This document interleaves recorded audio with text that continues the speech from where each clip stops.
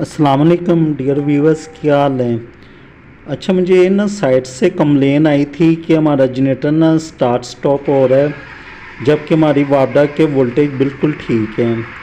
तो मैंने उसको वेरीफाई करने के लिए यहाँ पे अपने जनरेटर को टेस्ट किया, तो वो वही सेम फॉल्ट मुझे भी यहाँ पे फील हुआ कि वापडा हमारे अवेलेबल है।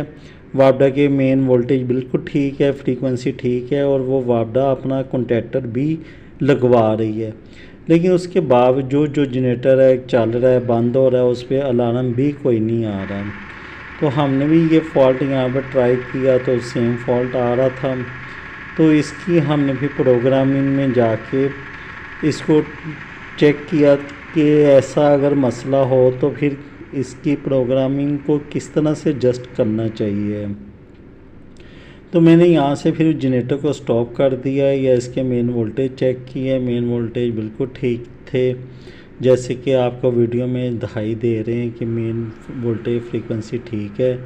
ये इसका कॉन्टैक्टर है, कॉन्टैक्टर को भी मैंने चेक किया, वापडा को ऑन ऑफ करके भी मैंने चेक किया, तो कॉन्टैक्टर भी वापडा का बिल्कुल ठीक लग रहा था, यानी वापडा साइड पे कोई प्रॉब्लम नहीं थी।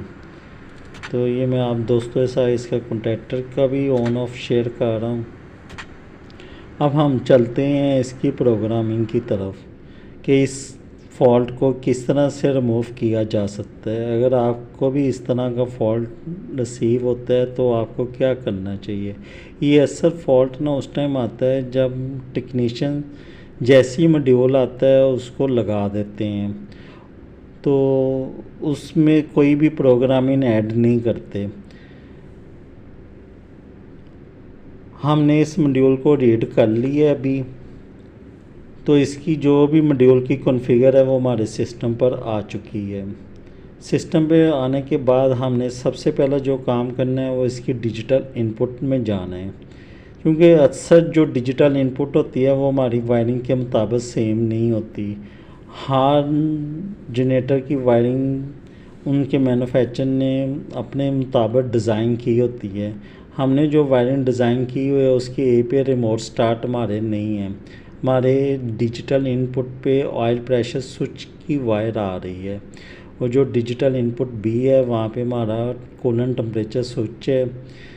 तो उसके मुताबिक हम अपनी ये सारी कॉन्फ़िगर को डिज़ाइन करेंगे।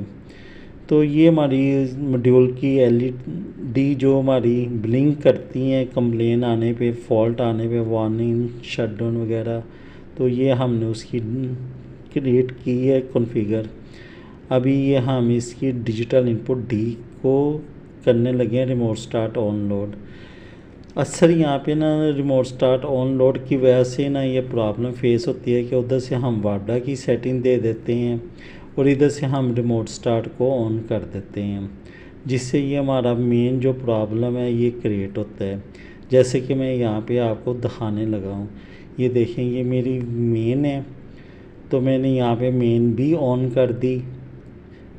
मेन फेलियर डिटेक्शन पहले ही ऑन थी, ये मैंने उसका जो एक फेज ड्रॉप आउट होता है मैंने उसको भी ऑन कर दिया। तो जब वीवर्स ऐसी कंडीशन होती है ना, तो उसमें फिर वो ना मेन आपकी काम कर रही होती है, ना ही आपका रिमोट स्टार्ट काम कर रहा होता है। तो आपने इस रिमोट स्टार्ट को यहाँ से ख़त्म करके यहाँ पे कर देना यूज़र कॉन्फ़िगर। जैसे कि मैं आपको अभी यहाँ पे करके शो करवाता हूँ। ये हमारा यूज़र आ गया, इसको क्लिक कर दिया, और यहाँ ऑलवेज़ को नहीं हमने करना है, इसको नेवर करना है।